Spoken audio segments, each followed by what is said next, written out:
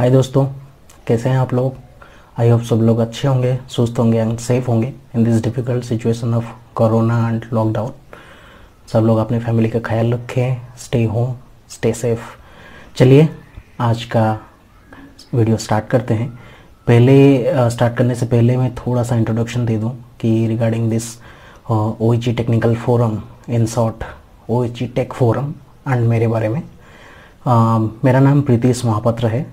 Basically by profession है मैं OHG designer. And ये जो टेक फोरम शुरू करने से पहले मेरा ये दिमाग में आइडिया था कि एक ऐसा फोरम एक वाइड स्पेक्ट्रम में चालू किया जाए जिसमें कि नॉलेज का एक्सचेंज हो सके एंड बहुत सारे जो रियल फैंस हैं उनको वहाँ तक बहुत सारे मैसेजेस एंड टेक्निकल चीज़ें पहुँचा जाए एंड उनसे भी बहुत कुछ हमें भी सीखने को मिल सकता है। तो वो सारे वो ओबियसली हमसे शेयर कर सकते हैं, तो उसको एक बड़े प्लेटफॉर्म पे लेके जाना है। तो आपने सही देखा थंबनेल में कि आज का जो कंटेंट है, पहला कंटेंट, वो एक इंटरेस्टिंग टॉपिक से स्टार्ट करने जा रहे हैं हम लोग। तो आप ये सोचिए, अगर मतलब जो ट्रेन है हमारी वो अगर इस स्पीड में चल सके जो कि फ़्लाइट से ज़्यादा हो या फ्लाइट के बराबर हो, तो सोचो मज़ा आ जाएगा ना। मतलब will be targeting A speed which is far beyond like above the flight speed. Flight normally 800 से 900 kmph के अंदर क्रूज़ करता है। अगर हम उससे भी ज़्यादा अचीव कर सकें तो हमारी ट्रैवल टाइम एंड बाकी सब कितने कम हो जाएंगे, आप थोड़ा सोचिए। तो आज का जो टारगेट है इस टॉपिक की, इस कंटेंट की, क्या हम डिस्कस करने जा रहे हैं कि दुनिया भर में जितने सारे डेवलपमेंट्स एंड रिसर्च चल रहे हैं ये ट्रेन स्पीड को इंक्रीज़ करने के लिए, तो उसमें ऐसी क्या इश्यूज़ हैं जो अचीवेबल नहीं है ऐसी स्पीड, या सच में ऐसी स्पीड अचीव हो चुकी है या हो सकती है। एंड सच में जो हाई स्पीड रेलवेज़ हैं through out the world operate करते हैं, क्या वो इस स्पीड में कोई चलाता है भी। चलिए आज का कंटेंट स्टार्ट करते हैं। क्या आपको ये पता है कि पूरी दुनिया में अभी तक जितने सारे हाई स्पीड रेलवेज टेस्टिंग हो रही हैं, हो चुकी हैं, जो फ्रांस की SNCF है, जो फ्रांस नेशनल रेलवे कंपनी है, उसकी जो TGV मतलब जो high speed railways, high speed trains जो ऑपरेट करती हैं वो ऑलरेडी अभी तक हाईएस्ट स्पीड ऑफ 574.8 kmph को टारगेट कर चुका है। एंड उतने में वो अपने ट्रेन को चला के टेस्ट कर चुका है। एंड बहुत इंटरेस्टिंग बात ये है कि ये कोई वो मैगलेव एंड अदर तरह का ट्रेन नहीं है, ये एक हाई स्पीड ट्रेन है जिसे हम बुलेट ट्रेन बोलते हैं। And it runs on the conventional, मतलब जो OHG है, OHG सिस्टम पे ये काम करता है एंड विथ पैंटोग्राफ्स। तो ये उसकी बहुत इंटरेस्टिंग फैक्ट है। एंड इसी TGV ऑफ SNCF जो रेलवेज़ की है, ऐसा नहीं है कि सिर्फ एक ही ट्रेन यही पहली बार में ऐसी टेस्ट किया और वो बहुत सक्सेसफुल हो गई और इतना बड़ा स्पीड वो टारगेट कर पाए, ऐसा नहीं है। बहुत सालों से, लाइक डेकेड से ये लोग बहुत सारे रिसर्च उसके ऊपर करते आ रहे हैं। अगर TGV के बारे में आप देखेंगे तो ये पहली बार मतलब इवन इन 1969 ये अपना एक उस टाइम पे भी मतलब 30-40 ईयर्स बिफोर वो 318 kmph को ऑलरेडी टारगेट कर चुका था, हिट कर चुका था, which was a gas turbine based electric locomotive को यूज़ करके वो उतना स्पीड अचीव कर चुके थे। ये तो मतलब 69 में वो कमीशन हुई थी और 72 में उन लोगों ने इसका ट्रायल किया था and it was successful. And after that again 1981 में वो और एक सुपीरियर मॉडल लेके आए train and they hit the target of 380 kmph at that time. तो फिर 1990 में ये लोग टेक्नोलॉजी के साथ ट्रायल किए एंड ये 515.3 kmph भी पहुंच गया है। मतलब रेगुलर एवरी डेकेड में ये लोग ऐसा कुछ बहुत ही बड़े अच्छे and like sophisticated technology and trends लेके आए हैं जो बहुत ही हाई स्पीड टारगेट को अचीव कर चुके हैं। एंड 2007 में फाइनली उन लोगों ने एक सारे वर्ल्ड रिकॉर्ड को, ये उन्हीं का ही टारगेट तोड़ते आ रहे हैं। इवन बहुत सारे कंट्री ऐसे भी हैं जैसे Japan and China and other countries and Germany, they also tried a lot, मतलब ऐसे हाई स्पीड ट्रेन्स को टारगेट ब्रेक करने के लिए। And they have also lot more sophisticated systems. But ये जो TGV का ये सिस्टम है, 2007 में उन लोगों ने जो टारगेट हिट किया है वो है 574.8 kmph with OHG system. And it is quite high as compare to हम लोग अगर नॉर्मल रेलवेज के ऑपरेशन देख ले या अपना इंडियन रेलवेज के ऑपरेशंस देख ले या फिर दुनिया भर में जो नॉर्मली बुलेट ट्रेन या हाई स्पीड ट्रेन चलती हैं जो कि नॉर्मली 200, 250 या 300 के एमपीएच के ऑपरेटिंग स्पीड में चलते हैं, एंड जो जापान की शिंकानसेन जो हाई स्पीड रेलवेज है वो 320 की ऑपरेटिंग स्पीड पे चलती है। तो उसको अगर ऑपरेटिंग स्पीड को देखा जाए एंड ये जो स्पीड ऑलरेडी टारगेट हिट कर चुके हैं इन ट्रायल रन, वो काफ़ी हाई है उन सब कंपेरिजन में। तो ये तो कन्वेंशनल ओईची के साथ चलने वाली मतलब ट्रेन्स हैं जो ये कर चुके हैं। उसके अलावा भी अगर आप देखेंगे तो अलग टेक्नोलॉजी के साथ जो ट्रेन्स चलती हैं, जैसे कि like maglev, magnetic levitation principle से जो ट्रेन्स चलती हैं, वो जापान ने अभी तक 603 के एमपीएस का टेस्ट रन ऑलरेडी करके सक्सेसफुल हो चुके हैं 2015 में। एंड ये तो पहले वाले जो टीजीवी ने किया था 574.8, उससे इवन 28 किलोमीटर और ज़्यादा है, तो 603 के एमपीएस भी हिट कर चुके हैं। तो जापान इसी लाइक हाई स्पीड रेलवेज में और बहुत सारे आगे फ्यूचर में ये करने की कोशिश कर रहा है कि इसकी ऑपरेटिंग स्पीड्स कैसे बढ़ाया जाए, not only the testing and peak speeds. So ये ऑपरेटिंग स्पीड को ये अभी का जो उनका प्रोजेक्शन है 2030 तक ये मे बी अराउंड 360 और 400 के एमपीएस तक लेके जाना चाहते हैं, जो उनकी करेंटली एग्जिस्टिंग अभी 320 के एमपीएच है शिंकानसेन की हाईएस्ट ऑपरेटिंग स्पीड। तो ये पॉसिबल है क्योंकि they have that kind of technology and they are trying to take it into next level. Magnetic levitation principle पे जो ट्रेन्स काम करती हैं, तो इसके ऊपर मैं एक सेपरेटली और एक वीडियो बनाऊंगा जो कि टोटल डिटेल डिस्कशन उसमें करेंगे।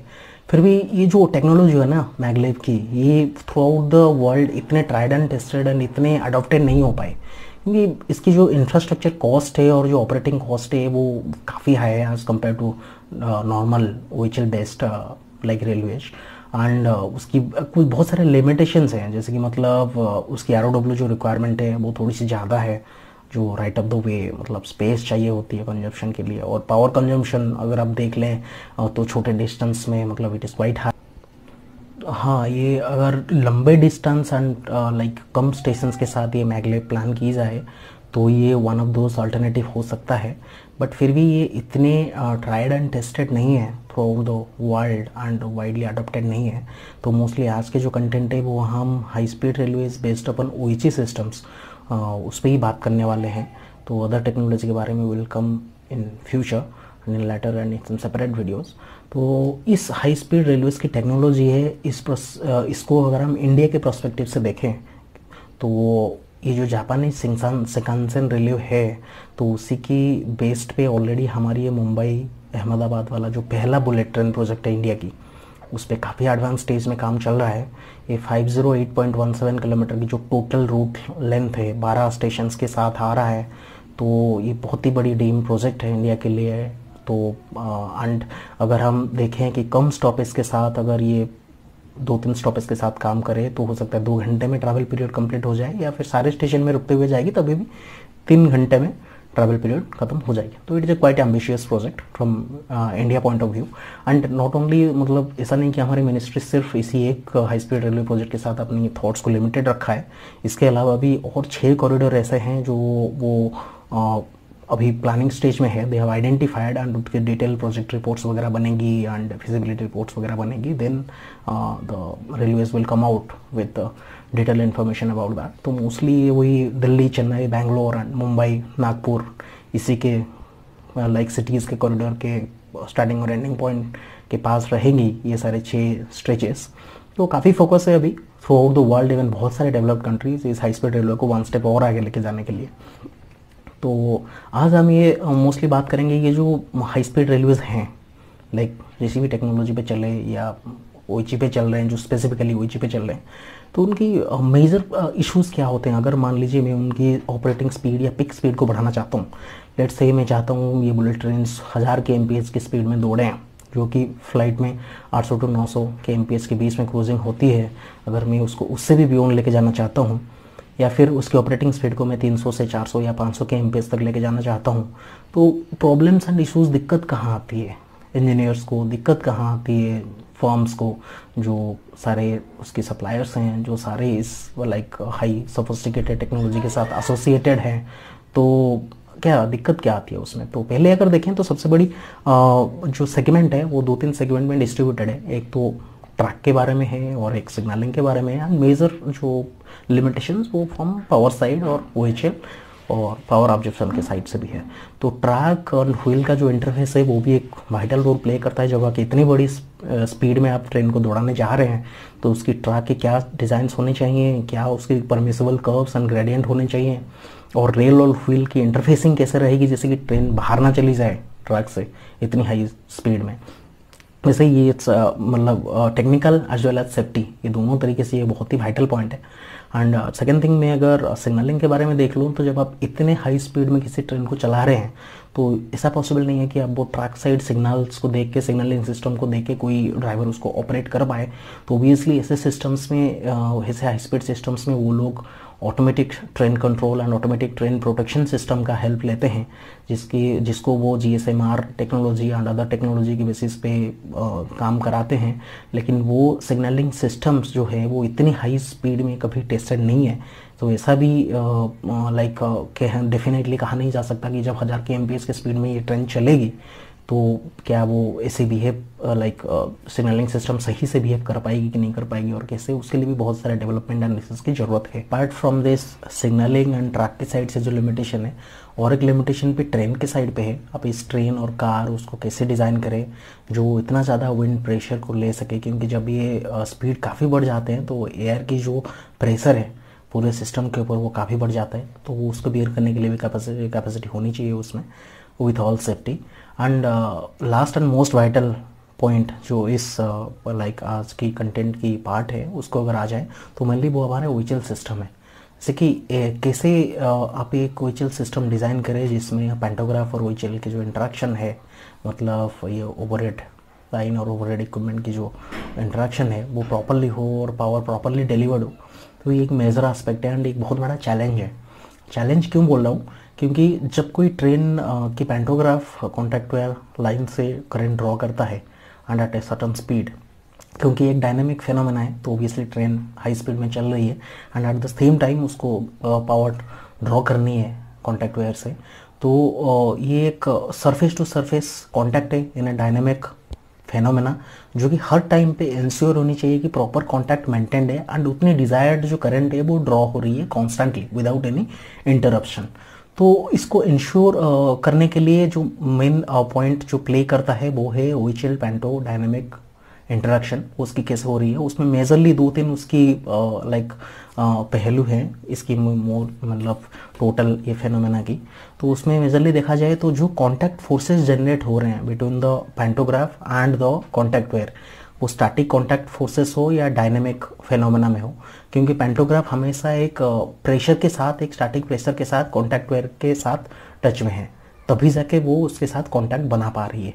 लेकिन ये जो स्टैटिक फोर्स है वो बहुत ही कम होती है। जैसे कि आप इंडियन रेलवे में मान ले, हमारी जो AM12 की पैंटोग्राफ है वो 7 kg मतलब 70 न्यूटन की स्टैटिक फोर्स देती है जब वो कांटेक्ट वायर को टच करती है वो पैंटोग्राफ। लेकिन वही फोर्स जब वो एक सर्टेन स्पीड में ट्रेन दौड़ने लगती है तो उसकी जो एरोडायनामिक फोर्सेस आ रहे हैं from wind and also from the speed and the movement of this train, वो फोर्सेस काफी बढ़ जाते हैं कांटेक्ट वायर पे। एंड वो कांटेक्ट फोर्सेस जो यूनिफॉर्मिटी है वो भी एक बहुत बड़ा चैलेंज है, क्योंकि जैसे जैसे ट्रेन चलती जा रही है वो प्रॉपर यूनिफॉर्मली वो फोर्सेस अगर मेंटेन रहे तो ज़्यादा करंट कलेक्शन एंड बेहतर करंट कलेक्शन होने का चांसेस वहाँ पे बनते हैं।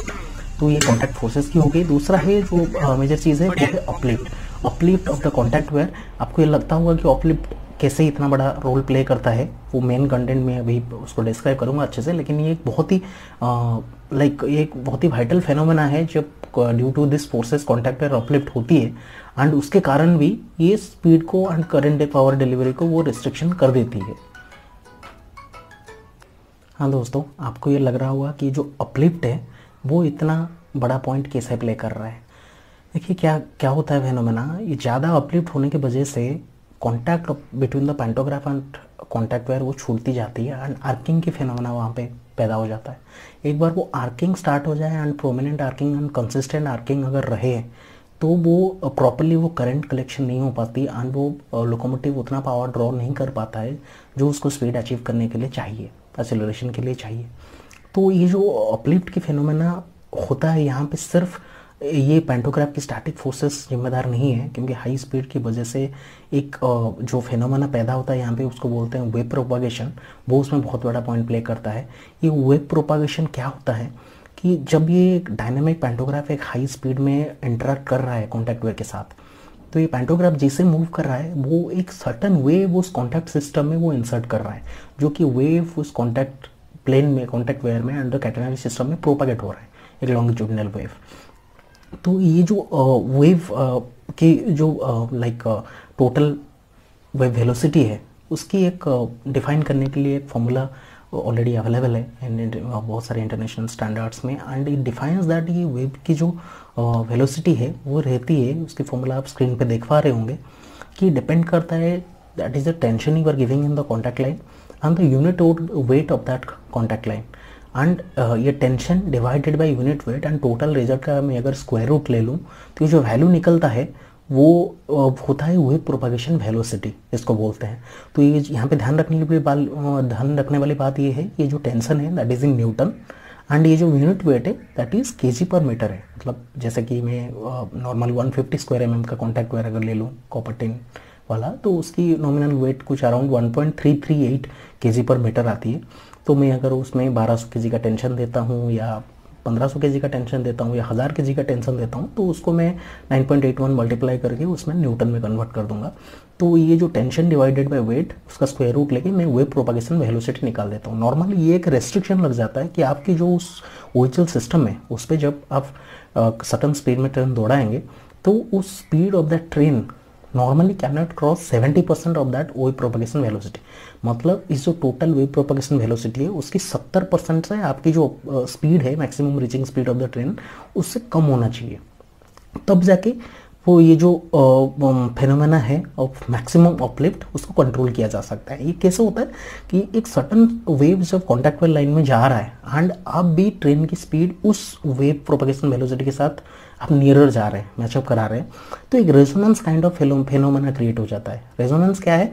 जब दो वेव अपने लाइक सेम फ्रीक्वेंसी करीब पहुंच जाते हैं तो उसमें एक वेव और दूसरा वेव के ऊपर जो सुपर इम्पोजिशन की जो होती है फेनोमेना, उसमें क्या है कि total amplitude of that wave बढ़ जाती है, मतलब जो इक्विवेलेंट एम्पलीट्यूड है वो बहुत ज़्यादा हो जाती है।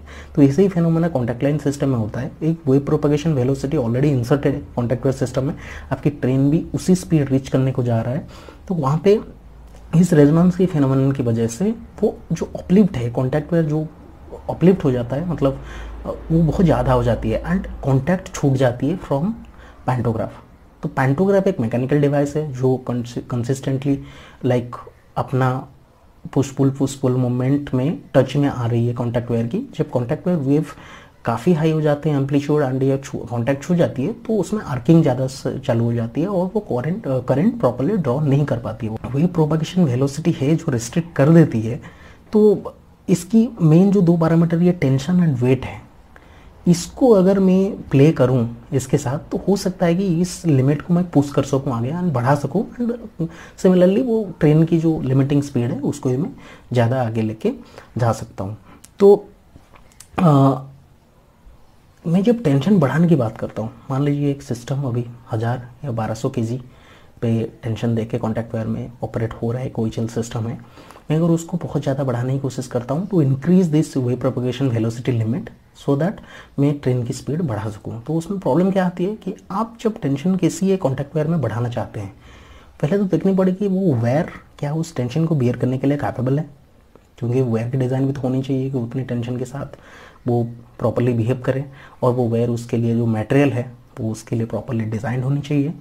एंड इतनी टेंशन के साथ अगर जब टेम्परेचर वेरिएशन होता है, environmental temperature and other related से जब कॉन्टैक्ट वायर में टेम्परेचर वेरिएशन होता है और टेंशन भी इतनी हाई है, क्या उसमें क्रीपेज की समस्या आएगी? तो वो सब भी देखना पड़ेगा। ऐसा ना हो कि वो क्रीपेज की वजह से वो contact wire during the course of the time वो डैमेज हो जाए। एंड ये जो इतनी बड़ी टेंशन है हम उसमें बढ़ाने जा रहे हैं, इसकी क्यूमुलेटिव इम्पैक्ट बाकी सब एक्सेसरीज पे तो पड़ेगी। जैसे कि मान लीजिए आपकी कैंटिलीवर है, आपकी मास्ट है, आपकी फाउंडेशन है, अदर फिटिंग्स है, टर्मिनेशन है, इंसुलेटर्स है, ये जो सारी चीज़ें हैं इन सब पे इस हाई टेंशन का फोर्सेस भी तो बढ़ेंगे, वो सब भी तो उसी के लिए ही डिज़ाइन करने पड़ेंगे। तो ये डिफरेंट डायरेक्शंस हैं जो हमको जरूर सोचनी पड़ेगी before we increase the tension in up to that extent.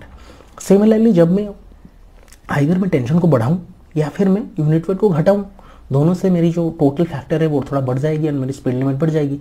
जब मैं वेट को घटाने की बात करता हूँ तो मेरे दिमाग में यहाँ आता है मतलब मुझे साइज रिडक्शन करनी पड़ेगी, क्योंकि मटेरियल तो ऐसा नहीं कि मैं कॉपर की जगह और कोई बहुत ही लाइटर मटेरियल यूज़ कर लूँ जो प्रॉपरली उसी तरह बिहेव करे।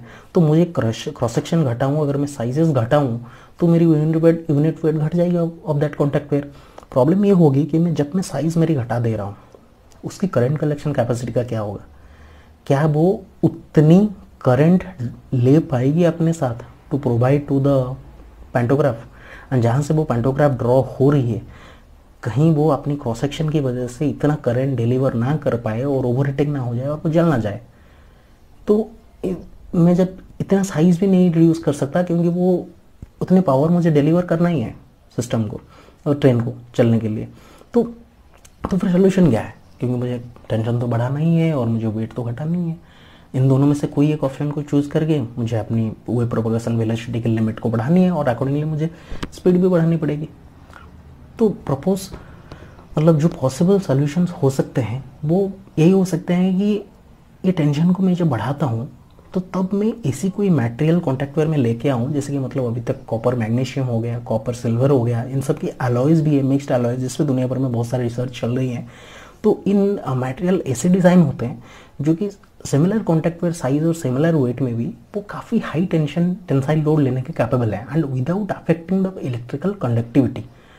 ये बहुत मोस्ट इंपॉर्टेंट एस्पेक्ट है कि कंडक्टिविटी में फ़र्क नहीं पड़ता, डिग्रेड नहीं होती, और इसकी जो थर्मल स्टेबिलिटी है टेम्परेचर वेरिएशन के दौरान वो इशूज़ भी उसमें नहीं रहेंगे, क्रीपेज की भी समस्या नहीं रहेगी जब एनवायरमेंटल टेम्परेचर बहुत ही अप एंड डाउन जाएंगे, एंड सेम टाइम पे बहुत ही हाई टेंशन ले पाए। हाँ फ्रेंड्स, अभी तक हमने डिस्कशन कर लिया कि उसके पॉसिबल सॉल्यूशंस क्या क्या हैं, लेकिन हम ये भी देख लेते हैं क्या ये जो थ्योरी वाला पार्ट है, ये जो कॉन्सेप्चुअल पार्ट है, क्या उसके प्रैक्टिकल सिनेरियो के साथ कोई कोरिलेशन कोई बैठता भी है, एंड क्या सिस्टम्स ऐसे बिहेव करते हैं जैसे थ्योरी बोलता है।